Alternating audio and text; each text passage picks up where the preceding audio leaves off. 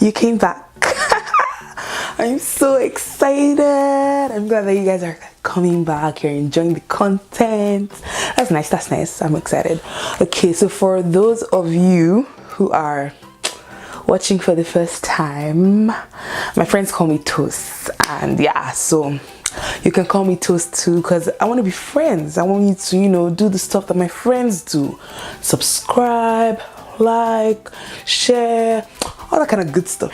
Anyway, welcome back, like I said, and today we're going to be talking, like, it's going to just be like light, breezy, like, I mean, like my t-shirt and my water, everything is going to be really nice and chill, because we're going to be talking about dealing with creative blocks. Like, I'm just going to be randomly rambling the kind of stuff I do to deal with creative blocks. Okay, so in no particular order, I'm going to be going through my list of things. I made a list of the things that help me get through creative blocks. So first thing on my list is I affirm myself. I tell myself sweet words. I hype myself. I remind myself that I'm entirely capable of completing my creative project. I tell myself sweet things because I'm a sweet girl. Yeah. Number 2 on my list, I take a break. So the breaks kind of depend on how the duration of the breaks depend on how bad the creative block is. Sometimes I've had to take like a minute. I remember one time I worked on a really long project and it was very intense, very exhausting. When I finished, I couldn't create anything else. When I was done, I didn't design for like at least 1 week. Like I was off. Okay. Bonus points on that, I like to sleep when I can't create again, like because of everything I juggle, like school, work, all that kind of stuff, church. I tend to do most of my designing at night. So sometimes I just close my laptop mid-design, Command S, close the laptop and sleep. Next thing that I do is I find other ways to be productive, so I feel good about myself. Because the thing about creative blocks, at least for me, is that it's internal. Like I always say, as a creative, you're applying yourself to your work, so it's like this thing is coming out of you, so you need to like feel good from the inside. And that's really almost everything on my list has to do with some way of feeling good on the inside. So yeah, I do other things, and like other things, it could be random. It could just be doing the dishes or just anything that will make me feel productive. It could be schoolwork, anything, fam, as long as I'm completing a task, checking it off my to-do list and just feeling, you know, nice. Another thing I do is I clean my space.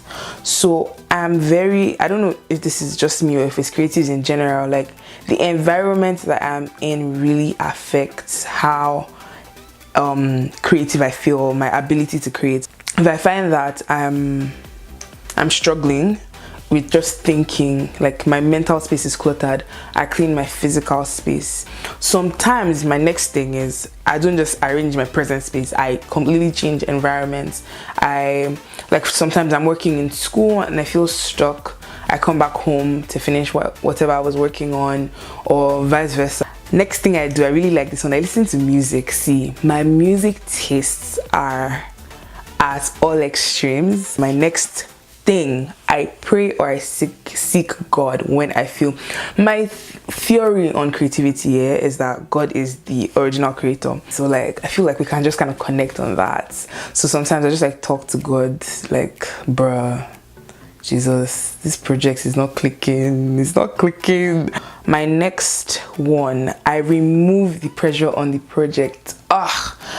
I find that sometimes it's just because a project just feels so heavy and so, I don't know, like it's just some kind of pressure. It comes from different places. Sometimes it's internal, like where I feel, like I remember when I worked on Lady Cosmopolitan, it was like my sister's fashion brand, Lady Biba. She did like an edit and it was a whole collaboration. I did graphics and bro, my Twitter exploded. Like it was actually by my phone battery. My phone was hot. That day was like the internet kind of like cracked, maybe not broke, we didn't reach there, but like, so after that I know I had a lot of pressure on myself on like projects that followed that to kind of kill it and maintain the pace. Other times it's been like maybe the kind of client I was working for, someone I'd never worked for before, or just all this kind of stuff. So I find a way to remove the pressure from the project. I remind myself that there's bigger things to come and it's not the end of the world. Like if I don't, kind of how like big artists that we know, like renowned artists, it's not every single painting they ever painted that, you know, is hanging in the Louvre or whatever. So I remind myself that not every single project is going to be a masterpiece, but there's always going to be a bigger project after the project I'm presently working on. Okay, so next thing that I do, I look for inspiration. So I find that sometimes I don't really know where to go with a project, and that's the origin of my creative block. Man, I do research. I love to do research because it just gives guidance and it gives context. So yeah, that's another thing I do. And then I talk to my other creative friends. Shout out to the fab people. I literally have a group chat called Fab People. My really cool friends who are also, actually they're also designers, not even just creatives. How cool is that? So like I have a lot of creative friends, and I have a lot, well not a lot, but a sizable number of designer friends. So when I'm stuck on a project, I send them screenshots of what I'm working on, or I just kind of talk to them about it. I remember one time, like I was working on a project that was actually stressing me out and I didn't know what to do, and I was having a major creative block, and one of my creative designer friends actually compiled a whole folder of design, like of inspiration for my specific project. So having cool friends like that is like major key. Okay, this next one is kind of embarrassing. First, promise not to judge me. Don't judge me now. Don't judge me. Okay. I tweet. I have like a very, I don't know if it's bad, but I have a weird relationship with Twitter, and at this point I'm just like, what works for you works for you. My next one here is kind of related to writing, but this one is also kind of weird. I write lists. I really, like you guys, I enjoy writing lists. Like there's just something, it can just be a grocery list or a to-do list or a list of people, or I don't know, just a list. Anyway, my next thing, this one is a fave. I take long warm showers, guys. It's like the heat, the steam unlocks my brain. It opens my senses. I work on another creative project. That's another thing I do.